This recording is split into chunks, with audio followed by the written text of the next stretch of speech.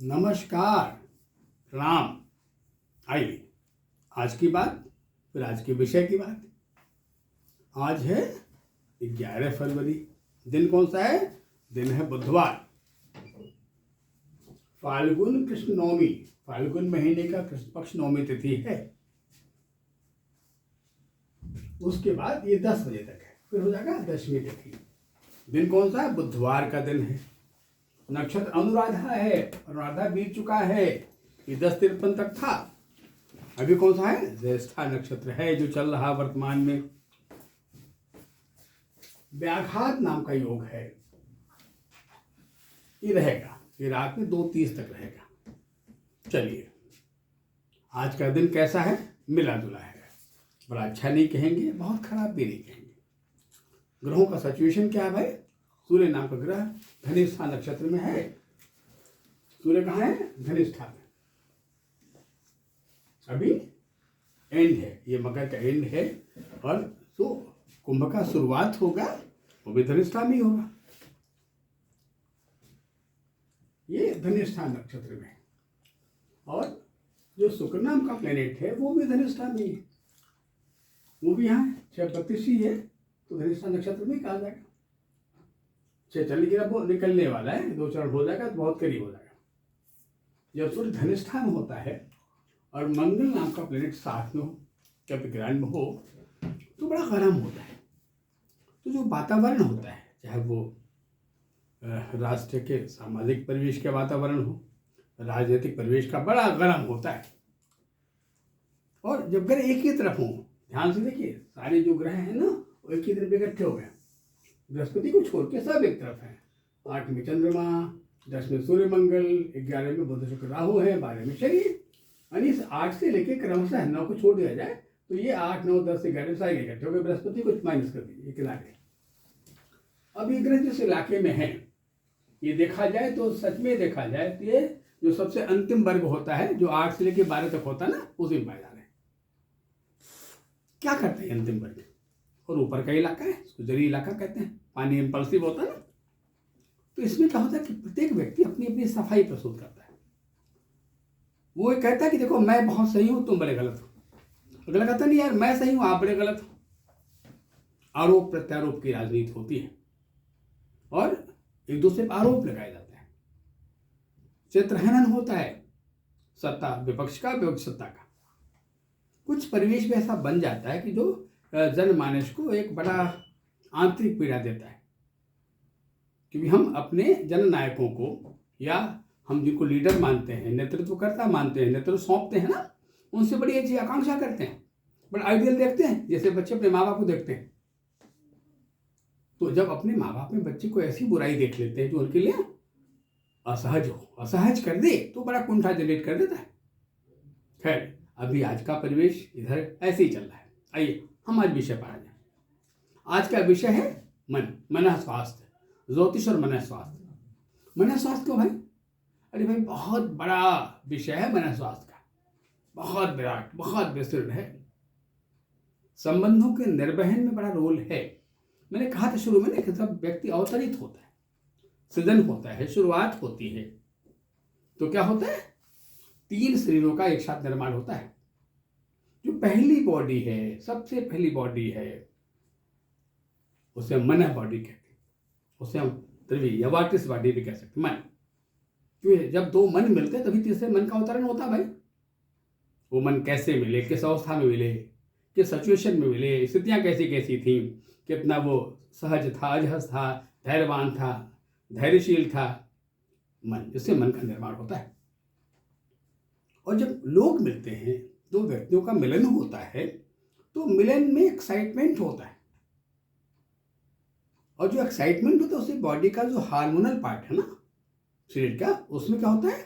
उसमें केमिकलाइज होता है, रसायन होता है। मैंने कहा भी ना कि जो हमारा हार्मोन है, या जो हमारा एंडोक्राइन ग्लैंड है ना, वो क्या है? रासायनिक संदेशवाहक, केमिकल मैसेंजर। आई बात? ये संतुलित है, बड़े बैलेंसगामी है। हाँ, जो ध्रुवगामी है, हाई स्पीड सर्विस है, वो हमारे तंत्रिका तंत्र है। ये विषय दूसरा है, इसके बाद बात मैं करूंगा। तो हम कहते हैं फिर वो हार्मोनल बॉडी या एंडोक्राइन बॉडी बनता है। और लास्ट में फिजिकल बॉडी बनती है। ये 3 तरह शरीर का निर्माण होता है, आकार स्वरूप बनता है। इसका मतलब जो मन है वो सबसे लीडर है। मन आधारभूत है जीवन का, मन आधारभूत है संबंधों का। मन चाहे तो संबंधों को जोड़ ले, मन चाहे तो संबंधों को तोड़ ले। मन चाहे बीमार मन हो तो भीड़ में अकेला है, बड़ा खुशहाल मन है, बड़ा संतुलित मन है, गाना गा रहा है मधुर आवाज में, भीड़ इकट्ठी हो रही, भीड़ इकट्ठा कर लिया। एक भीड़ में इकट्ठा है, एक अकेले भीड़ पैदा कर लिया। भाई ये मन का विषय है। अतः मन की अवस्थाएं, मन का स्वास्थ्य सबसे इंपॉर्टेंट है। आप देखते होंगे, खूब देखते होंगे ना कि जो साइकेट्रिशियन वगैरह है उनका बहुत भीड़ लग रही है, जो मनोचिकित्सक है ना बहुत लंबी भीड़ लग रही है उनका, या जो हमारे यहाँ अच्छे कथावाचक हैं या अच्छे काउंसलर भी कह लीजिए, बड़ी भीड़ कर लगती है। ठीक भी एक डाइवर्जन मिलता है भाई, वहां कुछ मिलता हो या न मिलता हो, पर एक नशा तो मिल जाता ना कि जो सुनने वाला होता है, जो श्रोता होता है, वो चुपचाप जाकर शांति से वहां बैठ जाता है और ध्यान सुनता है, तालियां बजाता है, मस्त होता है, खुशहाल होता है, प्रसन्न होता है, बहुत सारी चीजें होती है उसमें। यह परिवर्तन होता है। और जब मनोरोगियों की संख्या बढ़ती है, जब मन बीमार होते हैं, मन असामान्य होते हैं, मन असहज होते हैं, तो वो कुछ ढूंढते हैं ना। मन क्या ढूंढता है? मन आश्रय ढूंढता है, मन बैसाखी ढूंढता है, बीमार मन। और मन की बैसाखियां डिफरेंट टाइप की हैं। एक तो वो मन है जो मंदिरों में, मस्जिदों में, गिरजाघरों में, गुरुद्वारों में जाके मत्थे टेकता है, बैठता है। शायद हम प्रभु के शरण में हैं, ईश्वर शरण में हैं तो बड़ी ताकत मिल जाएगी, क्योंकि कमजोर मन बड़ा भयभीत मन होता है, परेशान मन होता है। या दूसरा मन होता है ऐसी जगहों पर जाता है ना जहां बड़ी भीड़ हो, बड़ी गैदरिंग हो, जहाँ कथावाचक हो, रामायण वाचक हो, भागवत कथा के प्रवचक हों, ऐसी भीड़ जहाँ, क्योंकि वहाँ उन्हें कुछ ऐसी बातें रसमय और वही बातें इस नाते अच्छी लगती, क्योंकि वो उनका जो प्रस्तुतिकरण है, जो प्रेजेंटेशन है, वो बड़ा रसपूर्ण है। अगर वो ज्ञान की बातें रसपूर्ण ढंग से न कहते, कहने का तरीका नहीं होता, सरसता न होती, गुणवत्ता न होता, साथ में बचाने वाली वाद्य यंत्र न होते, कुछ उनके जो स्टेज वगैरह होते हैं उनका बड़ा अच्छा एलिवेशन नहीं होता, बड़ा अच्छा डेकोरेशन नहीं होता, बड़ा अच्छा सुंदरीकरण नहीं होता, तो शायद इतनी भीड़ न होती। वो भी एक नशा है, अच्छा नशा है, बुरा नशा नहीं है। या कुछ ऐसे होते हैं जो खराब नशों में पड़ जाते हैं कि साहब वो तो टोबैको का हैबिचुअल हो गया, तंबाकू लेना शुरू कर दिया, एल्कोहल लेना शुरू कर दिया, गांजा चरस लेना शुरू कर दिया, कुछ नशीली दवाई लेना शुरू कर दिया, कुछ पेन किलर्स लेना शुरू कर दिया। ऐसे भी हैं। और खराब नशा होता है, कुछ ऐसे भी नशे होते हैं, ऐसी होती जिनमें कुछ और अशक्तियाँ हो जाती हैं, जब मौका पाता है वो कोशिश की तरफ भाग जाता है, जहाँ प्लेशा प्रोसिक्यूशन वहाँ भाग जाता है। तो डिफरेंट अलग अलग मन की अवस्थाएं हैं, अलग अलग मन के रूप हैं। मन ही प्रेजेंटर है। विषय वस्तु कितना गंभीर था, कितना गहराई का था, कितना ज्ञान मग्न था, कितना ज्ञानपूर्ण था, इसका कोई रोल नहीं है, पर किस ढंग से प्रस्तुत किया गया इसका बहुत रोल है। यानी वे ऑफ द प्रेजेंटेशन, या आम भाषा में कह सकते हैं एक्सप्रेशन, अभिव्यक्ति कैसी थी। अब एक होता है ना कि एक्सप्रेशन अभिव्यक्ति बड़ा सीधे तरीके से, एक होता है एक्सप्रेशन बड़ा ऑर्नामेंटल, बड़ा अलंकृत ढंग से, बड़ा सुंदर सजावट के साथ प्रस्तुत किया गया। यह बड़ा हार्श, बड़ी तेज आवाज में, तो सुनने वाले भयभीत हो गए। खैर, इसे प्रेजेंटेशन कहते हैं। समझाने के लिए हम तो कुंडली प्रस्तुत करना चाहते हैं, और ये ऐसे 2 बच्चों की जन्म पत्री है जिन बच्चों ने वर्षों पहले दोस्ती किया, मित्रता किया, और दोस्ती मित्रता में प्रेम विवाह कर लिया, और वो माता पिता भी बन गए, पर संबंध ठीक नहीं चले। अब वो संबंध अपने विच्छेद की अवस्था की तरफ, दोनों सेपरेटेड हैं। निवेदन उन्हें मुकदमा भी चल रहा है। वो मित्रता क्यों हुई, इतनी प्रकार दोस्ती कैसे हो गई, इतना गखराव कैसे हो गया, इन बातों को जानने के लिए, इनके रहस्यों को जानने के लिए हमने आज के विषय को उठाया है। आइए हम पहले एक कुंडली को लेते हैं।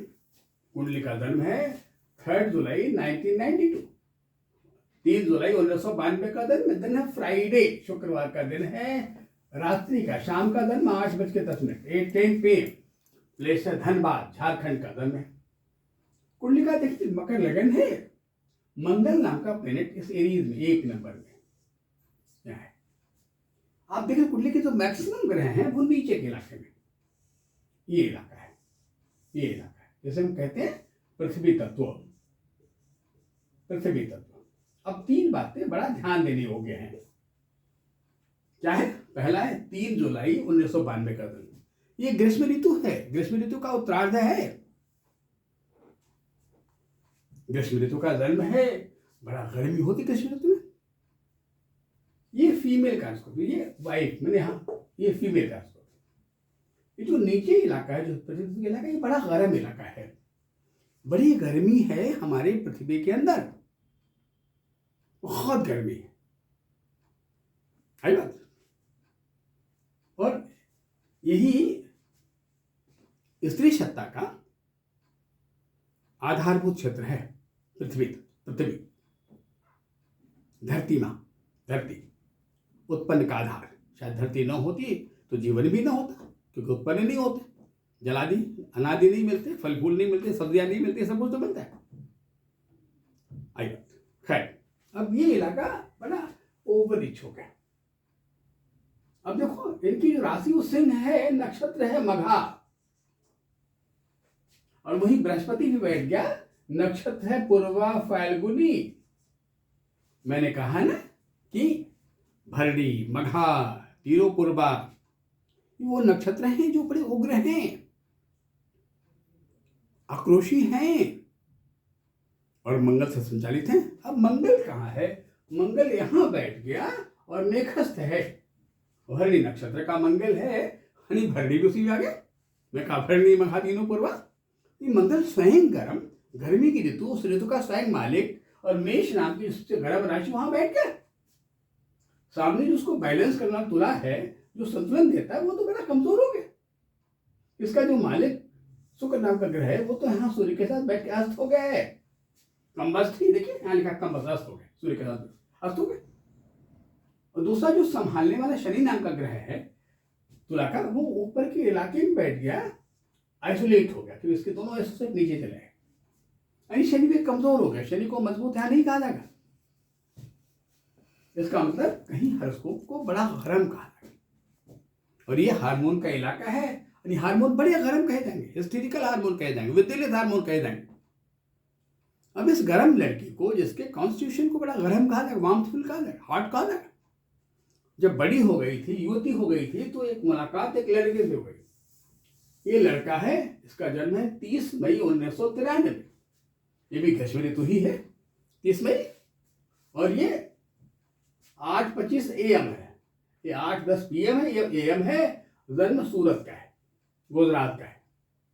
इनका जो लगन है वो मिथुन है, 3 नंबर मिथुन लगन है। मंगल कर्क में बगल में बैठ गया, कमजोर मंगल कर्क में है, लेकिन बृहस्पति चंद्रमा यहां भी कंबाइन है। वहां सिंह राशि है, यहाँ कन्या राशि, यहाँ पुरुष की राशि है गर्म, यहाँ स्त्री की राशि कन्या है। और ये 3 डिग्री यानी उत्तरा फाल्गुनी नक्षत्र का है ये, और ये बृहस्पति हस्त नक्षत्र का है, हस्त। शुक्र नाम का ग्रह मीन में है, जो पुरुष के अंदर सीमेन का निर्माण करता है और उसकी काम्यक्षाओं को संचालित करता है, सिद्ध करता है। ये शुक्र यहाँ बैठ गया, मीन का हो गया, लेकिन बुढ़ा हो गया, 39-42। शनि यहाँ बैठ गया, सूर्य यहाँ बैठ गया 12वें खाने में। मैंने इनका नीचे का इलाका, जिनका ऊपर का इलाका। अब एक ऐसी लड़की जो बड़ी गर्म, बड़ी हो गई थी, हार्मोन बड़े उद्वेलित थे, और बड़ी प्यास था कि कहीं पानी मिल जाए। कैसा पानी? प्यार का पानी मिल जाए, बड़ी प्यास से बरतर इच्छाएं। उसमें मुलाकात हो गई लड़के से, जो 30 मई को पैदा हो रहा है। ऐसे लड़के मदर होल्डेड बेबी कहे जाते, चंद्रमा पर चौथे में कहाँ, तो ऐसे बच्चे मदर होल्डेड बेबी कहे जाते हैं। वो बड़े मातृभक्त होते हैं। माँ ही उनकी पहली गर्लफ्रेंड होती है, देखा जाए तो माँ ही पहले जीवन की मित्र होती है। अब जो लड़की माँ से बड़े अटैच्ड होते हैं, बड़े जुड़े होते हैं, जीवन की पहली स्त्री माँ ही होती है, वो बड़े पॉजिटिव होते हैं। उनका किसी लड़की से प्रेम अगर हो जाए बाई दिवे, तो उनका समाज भी उसके नाम से चलना शुरू हो जाता है। उसके बिना रह पाना बहुत मुश्किल होता है, यानी बिल्कुल पॉजिटिव, मैंने उनके बिना वो मर ही जाएंगे, जिंदा नहीं रहेंगे। और बिल्कुल फॉरवर्ड, उसने कह दिया एक पैर पर खड़े हो तो खड़े हो जाएंगे। एक पॉजिटिव लड़का, फॉलोइंग बॉय, पीछे चलने वाला बॉय इनको प्राप्त हो गया। ये बड़ा गर्म भूख की व्यग्र अवस्था। भूख की व्यग्र अवस्था में मनुष्य के पास भोजन की कैटेगरी का या क्वालिटी की पहचान नहीं होती है। भूख बड़ी बावली होती है। कोई भूख हो जीवन का, पेट का भूख हो, हमारे हार्मोन का भूख हो, काम इच्छाओं की भूख हो, ये भूख बड़ी बावली होती है। इतनी बावली होती है कि इसमें धैर्य स्थापित नहीं हो पाता, और जो भी आधा अधूरा मिल जाता बहुत मजा, बहुत अच्छा लगता है। लेकिन जब धीरे धीरे धीरे धीरे संबंध संतुलित हो जाते हैं, जब वो प्रेम, वो मित्रता विवाह में कन्वर्ट हो जाती है, जब पति पत्नी बन जाते हैं, कि जो रसगुल्ला हलवाई के शोपीस में रखा था देख के मुंह में पानी आ रहा, तो घर में आ गया तो फ्रीज में लाके रख दिया गया, अब वो पहलू नहीं होगा। अब एक साथ आ गए, बड़े व्यग्र थे मिलने के लिए, गर्भधारण भी हो गया, संतान होता है, एक बिटिया भी पैदा हो गई। पर उसके बाद इनमें आपस में बवाल होना शुरू हो गया, बड़े तनाव होने शुरू हो गए, और लड़की अपने मायके चली गई, अपने घर में। अब लड़का चाहता है कि वो मुझसे मिल ले, मेरे पास आ जाए, मुझे बच्चे की बहुत याद आती है, बहुत परेशान होते हैं। उसने कहा नो लेट, क्योंकि वो फीमेल बॉडी है ना। अब फीमेल बॉडी बड़ी अजीब होती है, बड़ी दयालु होती है, बड़ी निर्दयी होती है, क्योंकि उसमें होता है अटैचमेंट डिटैचमेंट।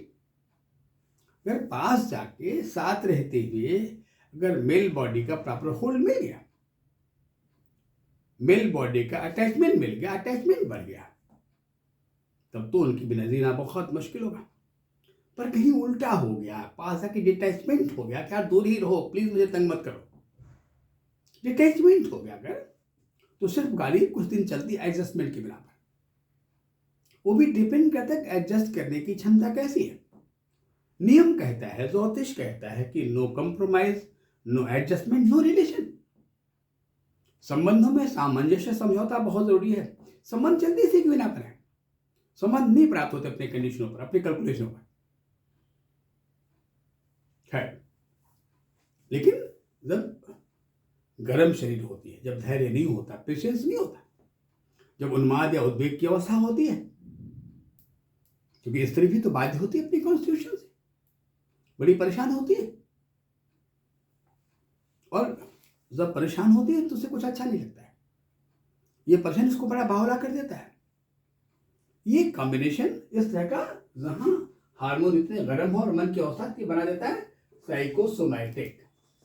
साइकोसोमैटिक कहते हैं इसको, मनोविकारी।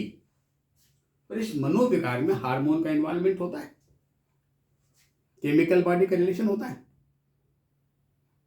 अब जहां दोनों मिल गए, जहां माइंड बॉडी मिल गई और हार्मोनल बॉडी मिल गई, अब दोनों बॉडी अगर मिल गई बाई दिवे, इसका मतलब शरीर का जो रासायनिक तत्व था वो उद्वेलित हो गया। उद्वेलन में रस विष बनने लगता है।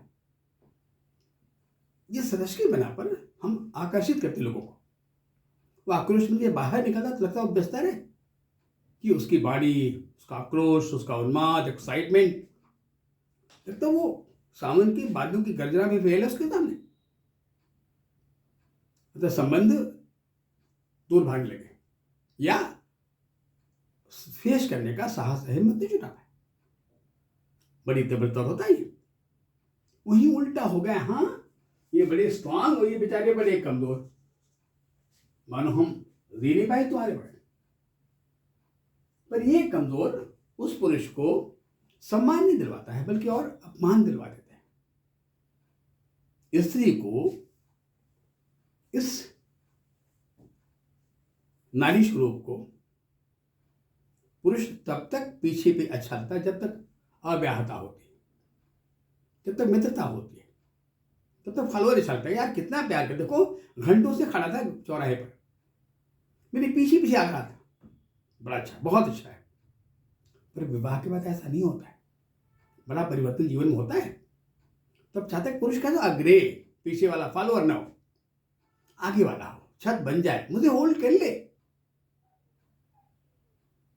मानो कभी बाप का हाथ सर पर था तो बड़ी छाया महसूस हुई थी, अब तो उसके हाथ से बड़ी छाया लगती, लगता है कितना हम मजबूत छत के नीचे बैठे हैं। ये होल्ड जो शब्द है ना, वो उसको उस प्यार में खो देता है। पर ये तो हो गया ना एज ए बॉय, ये जो पॉजिटिव बालक होते पुरुष होते वो एज ए बॉय होता है ना, आई बात समझे। और ये हो गई बहुत बड़ा गाना, बहुत मैच्योर, तो सामंजस्य नहीं बैठा। सामंजस्य इतना बिगड़ गया, इतना खराब हो गया कि ये दोनों बच्चे आपस में मुकदमे की नौबत आ गई, लड़ाइयाँ बढ़ गई, वो मासूम बच्चा भी सफर कर जाएगा। खैर, ये विषय साथ ही उठाया मैंने कि किस प्रकार मनस्थिति के कारण हमारे संबंध बनते बिगड़ते रहते हैं, किस प्रकार हम योग्य होकर, काबिल होकर भी अगर मन का सहयोग नहीं मिलता है तो उसका फायदा नहीं ले पाते। अतः हमें बचपन से ही, शुरू से ही मन के अवस्थाओं का ध्यान रखना बहुत जरूरी है। बीइंग एस्ट्रोलॉजर, एक ज्योतिषी का जो कर्तव्य है, पहला कर्तव्य है कि उस बच्चे के मन अवस्था को शुरू से देखे उसको, और हाउ टू मॉडिफाई, हम इसको कितना मॉडिफाई कर सकते हैं, स्टोन पहना के, गाइडलाइन दे के, काउंसलिंग करके, कुछ योगा, प्राणायाम, ध्यान जैसे परामर्श देकर बड़ा फर्क पड़ता है। ये ध्यान देना बहुत आवश्यक होता है। तो यही सब मन को संतुलित करने के माध्यम हैं, रास्ते यही हैं। आप कॉन्स्टिट्यूशन नहीं बदल पाओगे, आप ये संभव नहीं है कि आप कौवे की आवाज को कोयल में कन्वर्ट कर दो, बहुत मुश्किल काम है। पर ऐसा तो कर सकते हो ना, कुछ ऐसा डाल दो मन में कि आज कौवा नहीं आया तो अच्छा लग नहीं रहा है। आता था, वो छत पर जाता था, काँव काँव बोलता था, अच्छा लगता है, लगता किसी मेहमान के आने की सूचना दे रहा है, कोई नया मेहमान आने वाला है, आज नहीं आया। अब क्या हो गया, उस कौवे की आवाज की मित्रता हो गई। तब मित्रता नहीं थी, तब शत्रुता थी। अरे काँव काँव क्या हल्ला करता है, दिमाग खराब कर देता है। अतः हम सोचते थे कौवा दिमाग हटा यहाँ से, उड़ा दो यहाँ से। वही जो कोयल रोती है, विरह वेदना कू की आवाज करती है, लगता है कितनी ब्रह्मणी हो गई है, विरह वेदना में आवाज करी, फिर भी अच्छा लगता है क्योंकि मिठास है, मधुर है। अतः अगर जहर भी थोड़ा मधुर हो जाए, मीठा हो जाए ना, तो लोग ग्रहण कर लेंगे। क्योंकि व्यक्ति अपने अपने मनों का, स्वादों का या अपने अपने इंद्रियों का गुलाम होता है, उसके वशीभूत होता है। कहीं कहीं तो इतना वशीभूत हो जाता है कि विवेक शून्य हो जाता है। हम कहाँ जा रहे हैं, किधर जा रहे हैं, क्या प्रतिक्रिया हो रही है लोगों के मन में, इन विषयों को भूल जाता है। नहीं, जीवन बहुत महत्वपूर्ण है, संबंधों का बहुत अहम रोल है। संबंधों के निर्वहन के लिए हमारा संतुलन बहुत आवश्यक है। चलिए, इस विषय को आज यहीं छोड़ते हैं, कल और वार्ता करते हैं इसके लिए। तब तक के लिए नमस्कार, प्रणाम।